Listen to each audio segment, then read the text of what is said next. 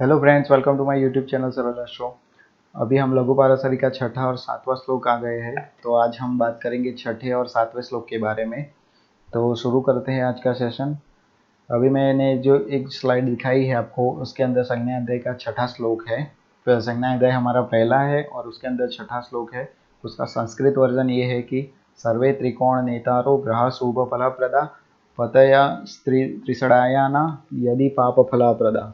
इसका मतलब ये कहते हैं लेखक कि पांचवें, नौवें और त्रिकोण स्थान के स्वामी शुभ ग्रह हो या फिर पाप ग्रह हो, वो सारे शुभ फल ही देते हैं।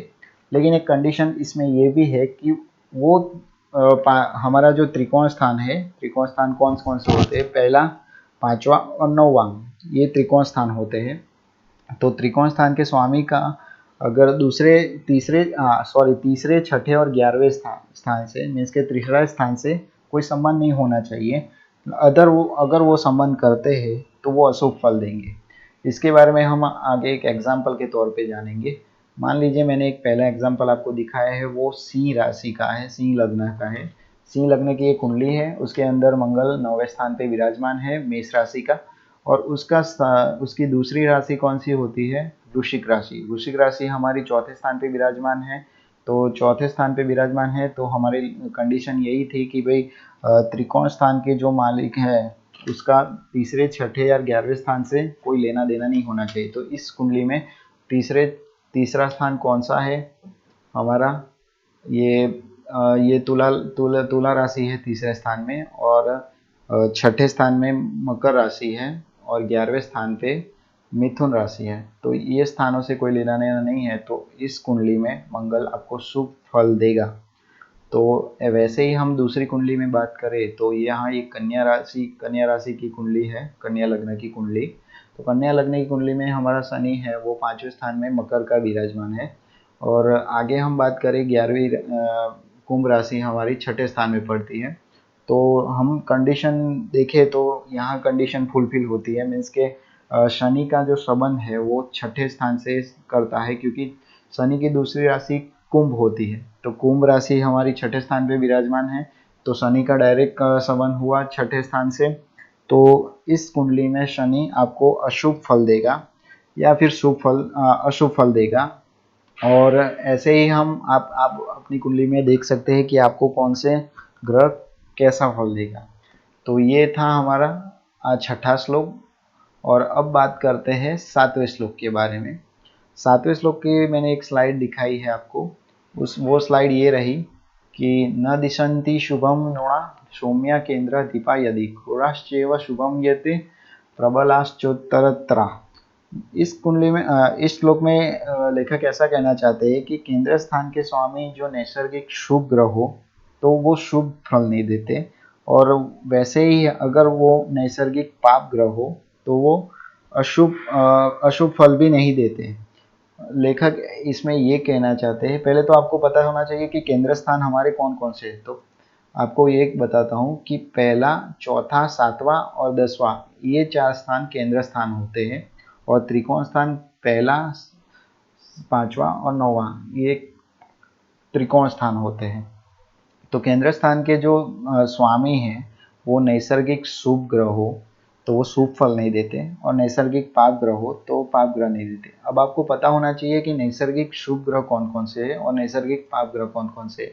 तो मैंने इस स्लाइड में आपको दिखाया है कि नैसर्गिक शुभ ग्रह चंद्र, गुरु, शुक्र, बुध, इस 4 ग्रह को नैसर्गिक शुभ ग्रह कहते हैं। और नैसर्गिक पाप ग्रह सूर्य, मंगल, शनि को, और साथ में राहु भी ले लीजिए, क्योंकि राहु के बारे में क्वेश्चन ज़्यादा लोग बहुत करते हैं। तो राहु को भी हम नैसर्गिक पाप ग्रह ही मानते हैं। तो सूर्य, मंगल, शनि, राहु, ये चारों नैसर्गिक पाप ग्रह कहते हैं। तो लेखक ने यहाँ यही कहा है कि केंद्र स्थान के स्वामी नैसर्गिक शुभ ग्रह हो तो वो शुभ फल नहीं देते, और नैसर्गिक पाप ग्रह हो तो अशुभ फल नहीं देते। तो आप ऐसा मत सोचिए कि नैसर्गिक शुभ ग्रह है तो वो शुभ फल नहीं देते। तो इसका मतलब ये नहीं होता है कि वो अशुभ फल देते हैं। लेखक ने ऐसा यहाँ नहीं कहा है कि नैसर्गिक शुभ ग्रह है तो शुभ फल नहीं देते, इतना ही बोला है। ऐसा नहीं बोला कि अशुभ फल देते हैं। और वैसे ही हम देखे जाए तो नैसर्गिक पापग्रह के बारे में भी जानते हैं कि नैसर्गिक पापग्रह के बारे में लेखक ने ये कहा है कि वो अशुभ फल भी नहीं देते।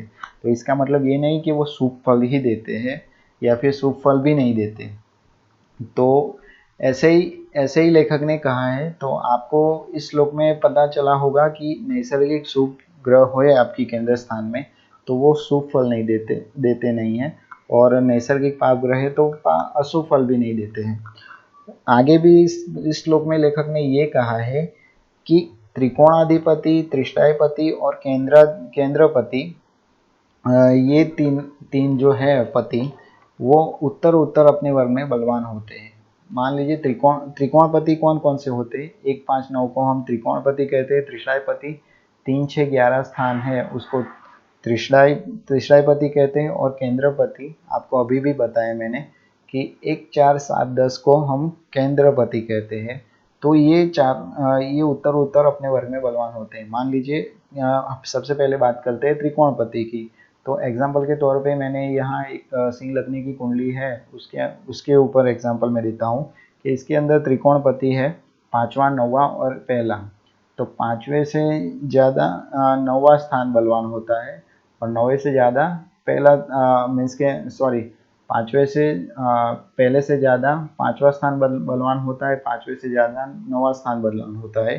ये केंद्र की डेफिनेशन है। अब त्रिकोण की डेफिनेशन है। और केंद्र की डेफिनेशन के बारे में जानते हैं तो पहला स्थान से उससे ज़्यादा चौथा स्थान बलवान होता है, चौथे से सातवां, सातवें से 10वां, ऐसे ही उत्तर उत्तर बलवान होते जाते हैं।